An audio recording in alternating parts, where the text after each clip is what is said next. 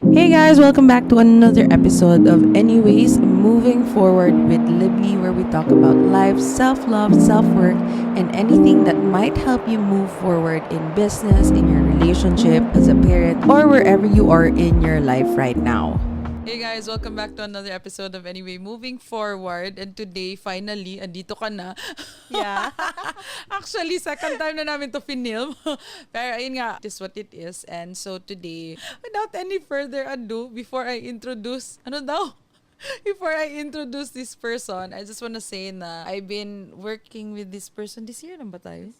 This year. Which felt like matagal na kaming magkasama. We've worked together and she has been doing the retreats with me as well. And I've witnessed her growth, her becoming. And it's such an honor as always to have you sit beside me and to share your wisdom with everyone at a very young age. Charot, nagtrauma na.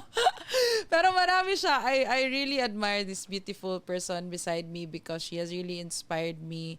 The way she shows up for me, the way that she cares, the way that she speaks. She's beyond what you're seeing right now because there's so much wisdom with this person. I know that she's just the person na when I need to make sense of a situation that I am in, she's the right person na pwede kong mapuntahan that can alchemize and transmute the situation kasi nga not everybody can process it the way that I usually process it. So I feel like this beautiful person is, and I know that this beautiful person has been her gift for me, and I'm excited to share her wisdom with all of us today. So without further ado, let us all welcome Jana.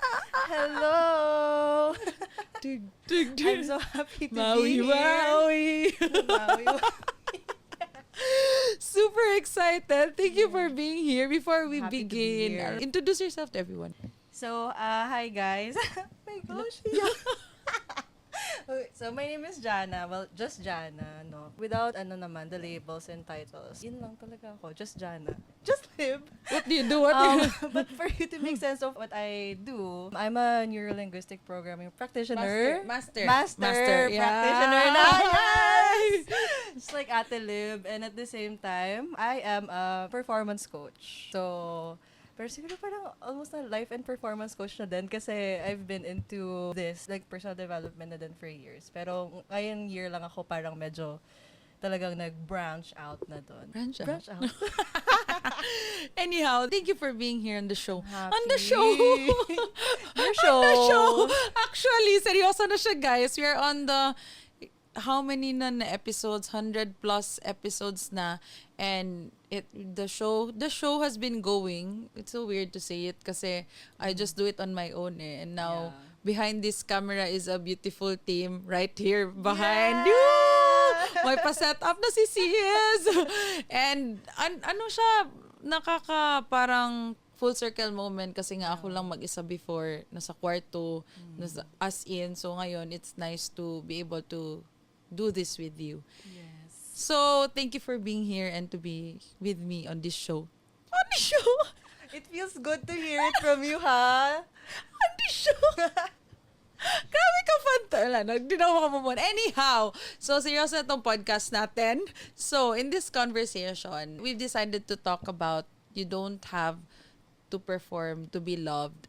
And I know this is a topic that everybody can resonate to, pero most especially, we've really wanted to talk about this because this is also a personal experience for both of us, most especially to Jana. Yeah. So, let's go straight now to the core. What does that mean for you? When I say you don't have to perform to be loved, it's coming from a place of, yun nga, it's an experience talaga for me. I think it starts with my parents kasi. When I started working with Lib, parang there were a lot of things that I was running away from and I didn't really want to face. But I decided na this year, parang lahat yon, I need to confront them na because I wanna grow. Nag-start siya when I realized na parang all my life, I kind of was a people pleaser. That's because I wanted to please my parents. my mom, my dad, syempre. So, kaya ko nasabi yung term na parang perform. Kasi parang I was the type of kid na gusto ko maayos yung grades ko. Ang dami kong ina-achieve na mga bagay, mga extracurricular activities ko sa school, ganyan. Kasi I wanted to please my parents, of course. Pero that was just, a story in my head na hindi naman talaga ganon. Kasi my parents love me. They both love me. Pero medyo naging siya, hindi naman sa hindi maganda. Kasi naging maganda din naman kasi ang dami ko din naman na-achieve sa life ko. Pero at the same time, yung nafe-feel ko inside is parang kailangan ko maging mga ganitong bagay para mahalin ako ng parents ko. Unconditionally. Pero ako, naisip ko sa head ko na love lang nila ako kapag may mga ina-achieve akong mga things. Yeah. And it's for them. Yun naman din ang kanilang way of loving and what they know is best, diba? Na translate lang into a different context wherein now that we've gotten older, we've seen it in a different light wherein, yun nga, natapos na nga ang people-pleasing phase. And I know most of the people, everyone has that tendency. It's a normal human behavior, especially growing up, diba? Pero, yun nga, we wanted to talk about it. So, what about that people-pleasing stage? What have you learned with that stage ba, growing up? Most of the time, parang I wasn't being true to myself. Because I wanted to please people, parang I would say yes to things even if I didn't want to do it. Yun. Because ang nasa isip ko is, if I do this for you, you would love me back. And if you don't do this for me, you're gonna reject me. Yeah, and that was the programming din naman, diba? Growing up na, Yeah. yun yung nakasanayan. And when we were out to the real world, feeling natin na our validation comes when we perform because that was the environment with us, diba? Back in our home. Yeah. Yeah. So, when you talk about this, you've mentioned prior to this conversation that there was a beautiful integration of this learning sa buhay mo. Can you share more about that? How has that greatly affected the way that you're living right now? It was just this year when I realized na question pala siya sa mind ko na will my parents still love me if hindi ako naging achiever when I was a kid or hindi ko na-accomplish tong mga things na na-accomplish ko. Nung na-realize ko yun and na-ask ko siya sa self, oh my gosh, ito pala yung question na yun. And I've wanted to hear this for so long but I never had the courage to ask my mom about it. So, nung birthday ko, I talked to my mom. It was scary. It was really scary. Pero I felt like I needed it. I wanted to know the answer. And it's not naman na hindi nila pinapa-feel sa akin na hindi nila ako love ha. It's just really me.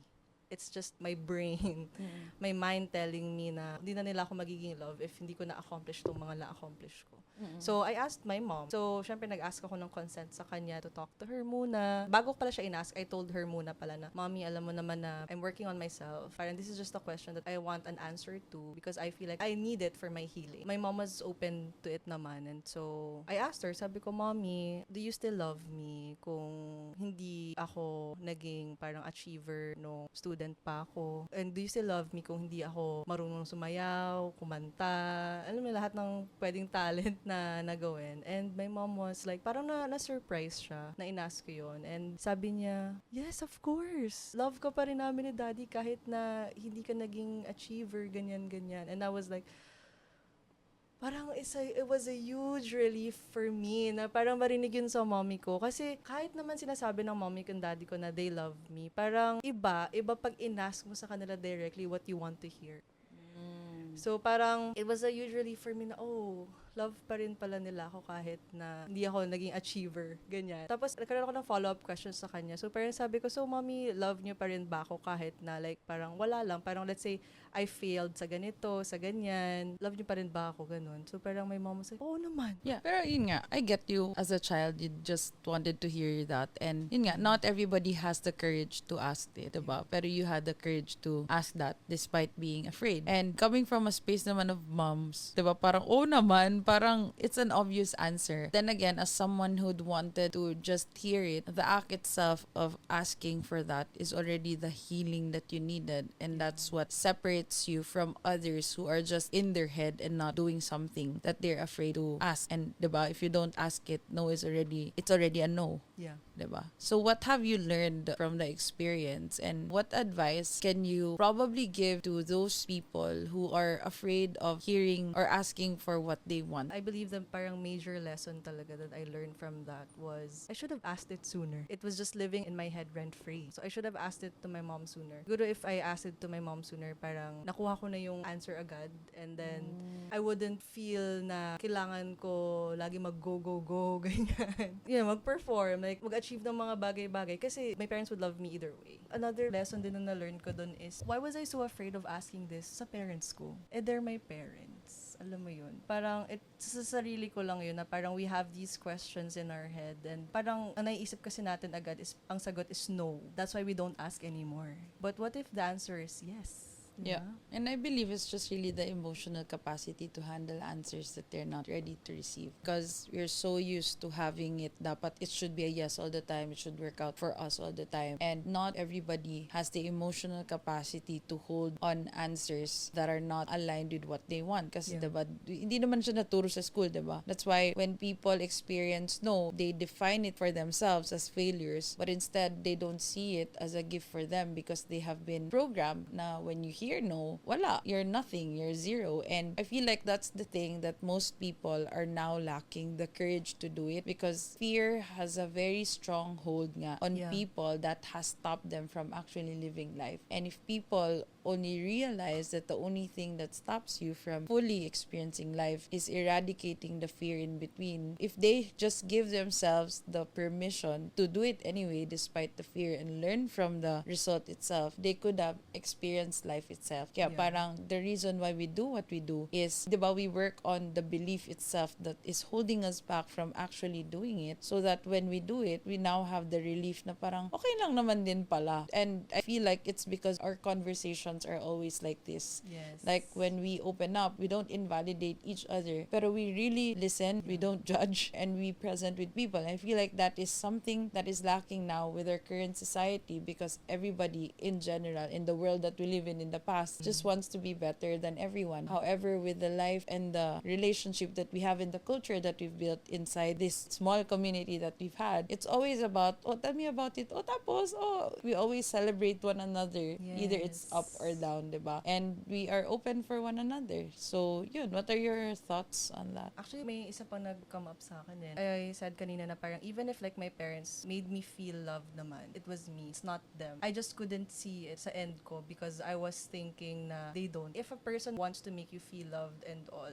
pero ikaw sa sarili mo, you don't see it, kahit anong gawin nila, hindi mo talaga siya makikita. The worthiness. Yeah. Till na maano na lang na, mahal nga nila ako kasi they're doing this naman for me. Ganyan. It's like a cup that when it's full of your thoughts, your doubts, you won't be able to receive a love that's been given to you because you're putting all of your energy on that cup. Na, huy, puno na. I can't welcome that. That's why you have to remove yung dirty things, the things that are not even true, so that you can start receiving love. And you'll only be able to receive the love you truly deserve if you let go of the things that are no longer part of your life. Because as long as you're holding on to those things that are occupying your mind and your energy, you won't be able to see what's around you because you're so focused and putting all of your energy on things that doesn't even let you grow. We call it becoming on this part of journeying through life and expanding. When we are ready to, parang we outgrow kasi certain experiences, diba? Grade 1, hindi tayo marunong mag-isip ng grade 1 because diba, we transition na to high school. We're not operating the same way. And thus, we're also removing, it's part of the journey. We're going to lose people along the way because we're not just on the same journey. And that's the thing. Most people, diba, they can't accept na there's no such thing as forever because as long as we are alive, we are continuously growing. And yun nga lang, not everybody has the courage to be true to themselves and true to who they are and true to what they believe in because they feel like if they're being true to themselves, they're afraid of losing people. And for me, personally, I realized that kasi nga sa journey natin, it's about being true to ourselves. We have our own versions of what's true to you and what's true to me. What is my integrity and what is your integrity, diba? Yes. Talking about this topic. But then again, I realized that if hindi ka nag-agree sa akin, then it's not my responsibility to make you believe in what I'm saying if in the first place, you're committed to misunderstanding me. Yes. Hindi ko responsibility na you have to believe in what I believe in. Because ako, if I put my energy towards proving myself to you, performing in order to be received, then what's the whole point of this relationship when it's all forced? I would rather stay true to myself, stick to my own values, stick to my own definition of what integrity is for me. And if you don't resonate with me, that's not my problem. Yeah, Parang, that's okay. diba?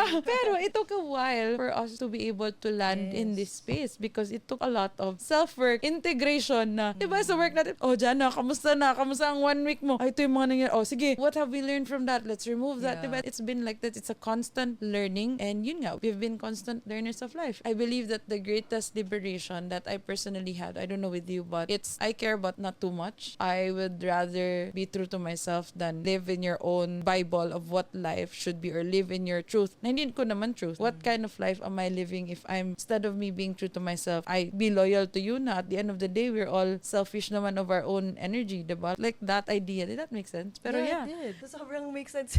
Oo. I was like, Ang tutag- nasa podcast. Kasi there's so many people. It's just a recent experience that I've had that somebody projecting themselves to me and saying that you should walk the talk and stuff like that. And I'm like, I'm walking my talk and this is my integrity. And if it doesn't align with you, why should you invalidate the truth that has held me and kept me alive just because it doesn't align with you? Yeah. Parang why would I change the way that I live just because it doesn't align with you? When in the first place, you haven't witnessed and experienced the journey that I have.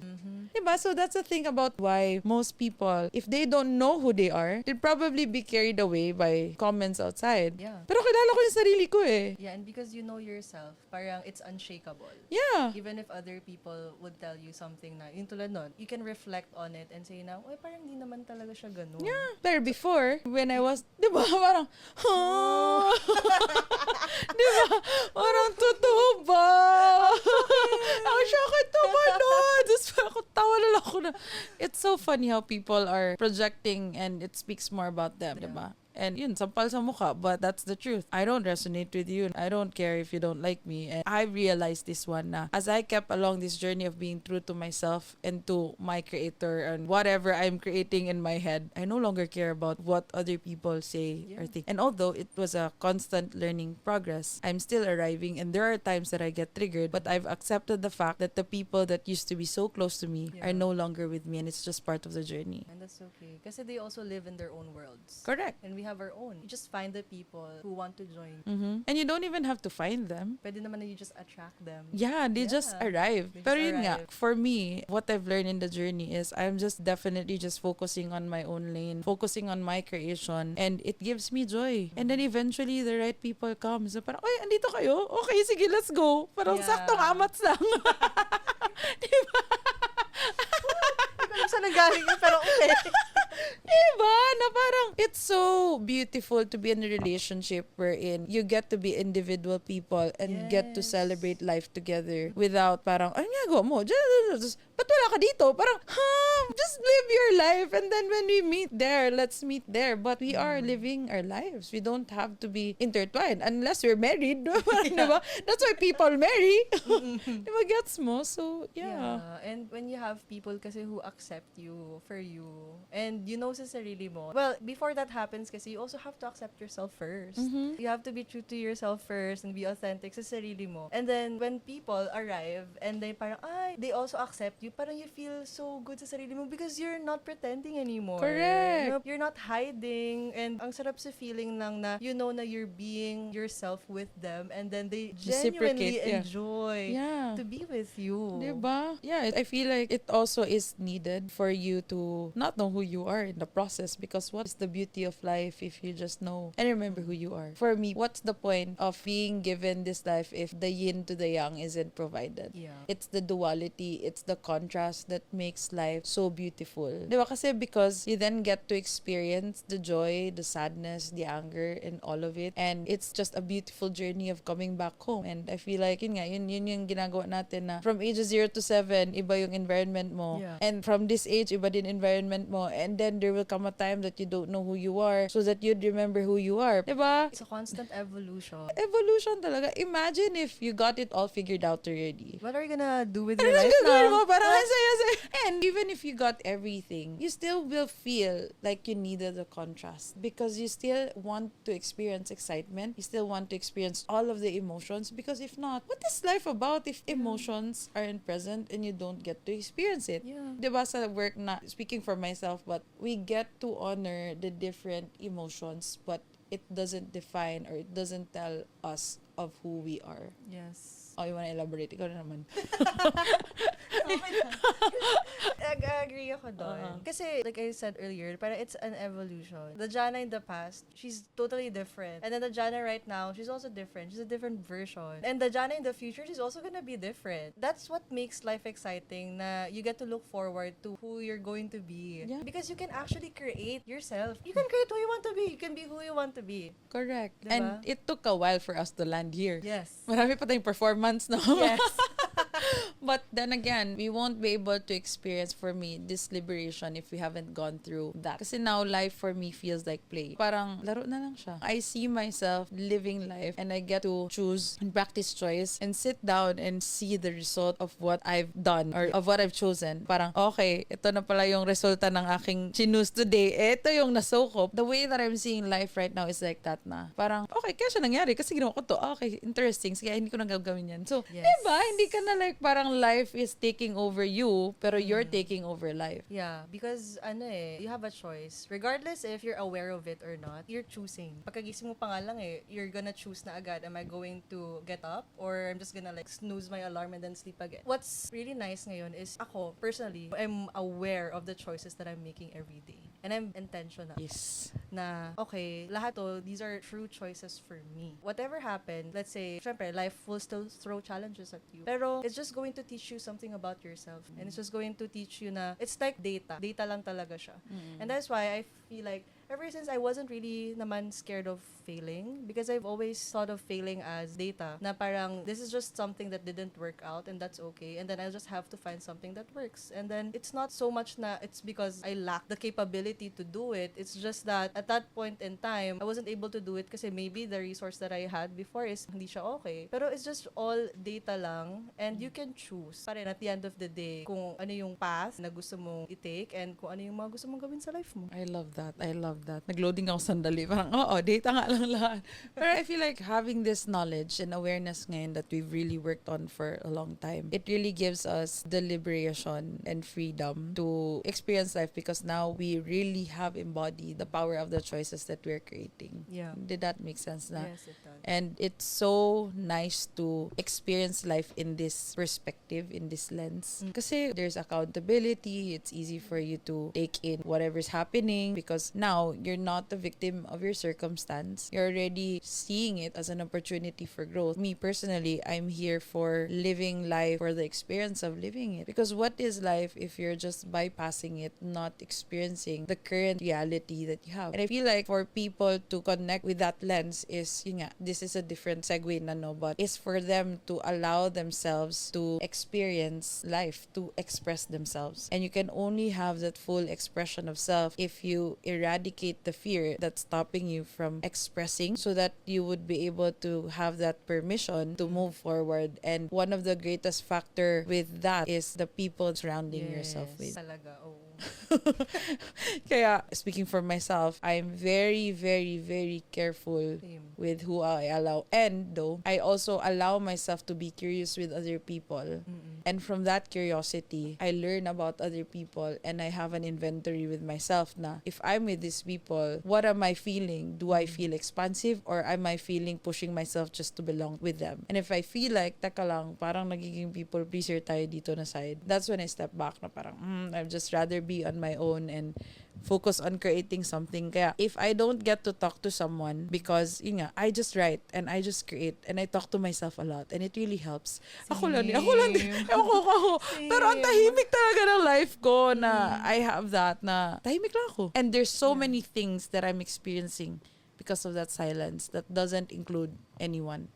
I'm just enjoying company with others because I'm learning from their experience. Yeah. Pero my validation no longer comes from being with other people.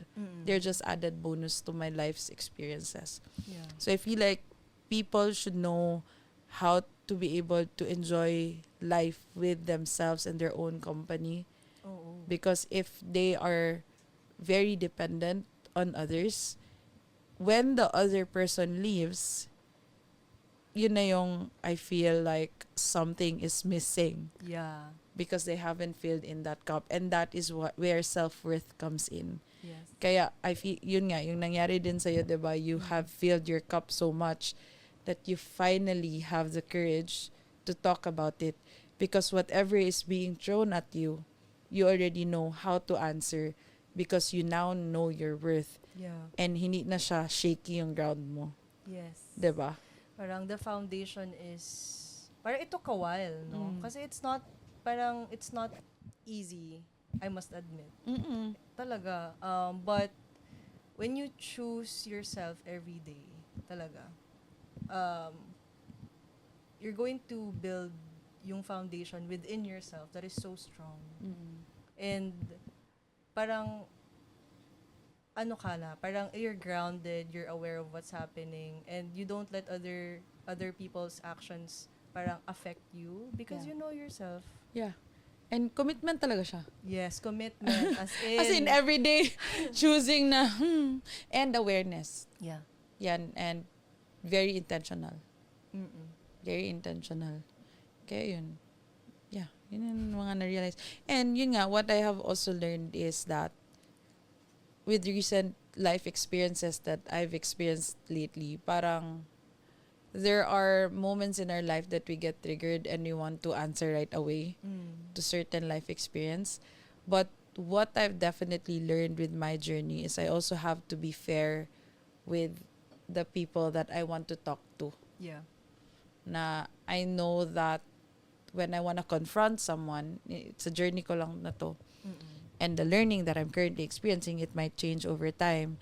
But I want to be fair na just because I have pain that I have or life experiences doesn't mean that I can just randomly throw it to others without them being equipped. Gets mo? So I feel like that's a very powerful way of seeing and experiencing life. Now, you don't have to react right away when something intense or huge for you is happening, because some things take time before you have that absolute knowing with self and grounding yourself before you speak it out, so that it doesn't come up as an attack, rather than I'm ready for a resolution, because if the other person can't handle that, at least you get to be the anchor for the solution and not coming from a space of emotionally charged na conversation. Did that land? Yes. And you know, alam, para it's just nice to talk about that, because now that we're talking, parang ngayon ko lang siya na-download na when you are in a confrontation, someone has to be the anchor for resolution, rather than both. When the other one is unarmed, at least the other one is armed with how do we solve this? This is the solution that I feel like can solve this thing na both of us are winning. Yeah, I feel like I just needed to say that because it just appeared and I was just processing it. Diba? And also, like, that is why it's so important to have a regulated Nervous system. Kasi you're not coming from a place of reaction. You get to breathe and then pause muna talaga and then reflect. And then if you feel like you don't need to have that conversation right away, that's okay. Pero kasi okay ka din. Because you're not, hindi, sobrang galit ako, kailangan ngayon na agad, diba? Syempre, like the other person din, parang, hala, what's happening? So parehas kayong dalawa ngayon, unguarded, parang, shaky. And at the same time, tataas yung guard nyo parehas din actually. Kasi parang, no, kailangan ko i-protect yung self ko, kailangan ko i-defend yung self ko sa'yo eh. Yeah, so kasi, there's no one winning. Yeah. It's away. Somebody has to take up space to be grounded enough to help that person remember and to also help yourself remember. And this is what yun nga, emotional, I don't know how others define it, but emotionally intelligent is the word. And if you know how to regulate your nervous system, all the other mindset things will fall into place. Kaya what I've learned in this journey is, hindi lang to puro mindset. Hindi talaga. Hindi talaga. Because even if your mind says something, your body feels different naman. Yes. So for example, I've always known it is what it is. Ever since, parang it is what it is, ganyan. Pero my body, it feels different. Parang it doesn't feel like it is what it is. Parang may pain ako. Diba? Malaking part talaga yung physiology dito. Yeah. And that's why it's also important to, exercise, yung mga ganyan. To regulate yourself. Kasi nga gagawa ko, I intentionally put myself in in stressful something, there are practices that we do that we intentionally put ourselves in stressful situation so that we intentionally know how to handle it. And that's where the cold plunge happens Yeah. because it allows your nervous system to go erratic. Di ba? Parang, hindi ako sure. But then again, with the breathing exercises that we do, it allows us to, okay ka lang, okay ka lang. Just for information of everybody, cold plunges are for more on regulating your nervous system. The more that you do that, you allow yourself to be fully regulated so that when stressful experiences happen to you, you already have a reference point on how you would experience that because the feeling is familiar, hindi ka na unguarded, diba? Yes. And the different practices that we also do as well, diba? So it's all a combination of all of that, and it can be learned through being committed to self and to the practice. Question. Sige. So in summary, what can you say? I know a lot of people are learning, and even if it's just a one-liner for everybody, that's completely the point of all our podcasts. Pero for you, what can you say to those people who still feel like they need to perform in order to be loved? You're worthy because you are. Your worth does not depend on other people's validation. Your worth does not diminish sa mistakes mo. And it does not depend on your achievements. You're just worthy because you are. And people who love you for you, mafe-feel mo talaga yun. But it has to start sa'yo. Na you have to love yourself muna and you accept yourself. Even the parts na you're not okay with. Kasi it's not always light and love, diba? May shadows, for sure. But when you love yourself to the point na even your shadows, even your imperfections, okay lang. Na-learn mo na siyang i-accept sa sarili mo. You don't need to prove anything. And because you don't need to prove anything, you don't need to perform. I love. How can somebody work on their worthiness? Like we always say it, you're worthy, but how can they work on the worthiness? Personally, sa akin, my question before was, where was I basing my worth? Tapos, when I answered that question na yung worth ko is based sa ganito, sa ganyan-ganyan, I added like a follow-up question. Is that true? Is that true na my worth is just based on this? And when I realized na no, doon na siya nag-start sa akin na okay, it's not based on what other people expect me to be.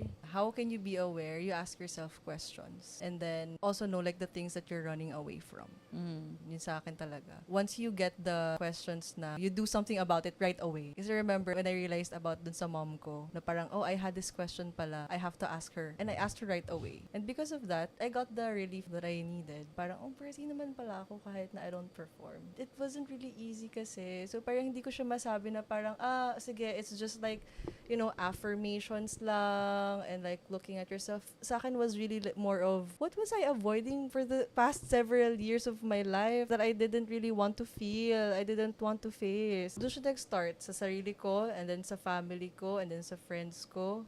Did I make sense? Kasi I'm trying to find the words to explain it, but the process kasi was really more of yeah, it was a lot. I was sitting with myself crying randomly. Minsan nagka-cry lang ako. That's because I didn't want to feel a lot of things. It's more of a process for me, kaya I'm having a challenging time to explain it to you. Yeah. Yun.